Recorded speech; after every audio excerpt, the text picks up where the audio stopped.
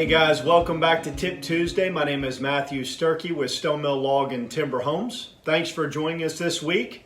Last week we talked about different types of foundations for your site.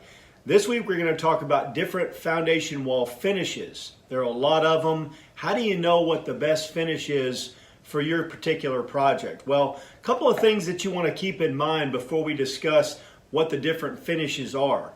One, you need to be paying attention to your covenants and restrictions in your development. There are some developments that require a foundation wall finish of natural stone or cultured stone or a stucco finish.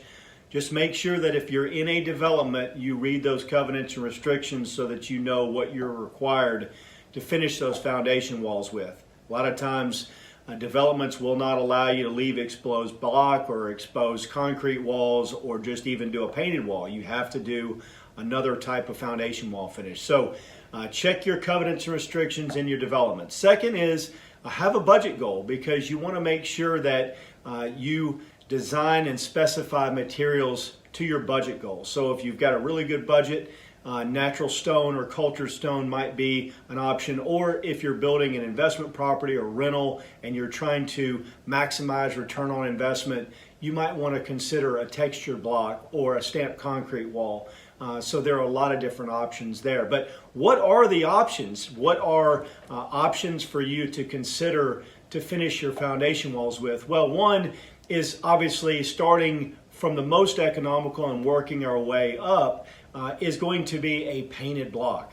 There are developments that will not allow this, but if you are not in a development and you want to finish that block wall out, if you're doing a crawl space and you're not wanting to spend the money on the stonework, then a painted block is an option. The next one is a textured block. There are some split face block options, some architectural finished options in block wall construction that are good looking, that are durable, and that are economical. So a texture block is an option. Then if you're doing a poured concrete wall, there's a stamped concrete wall face option. So that is something to consider for a concrete wall system, a stamped wall face.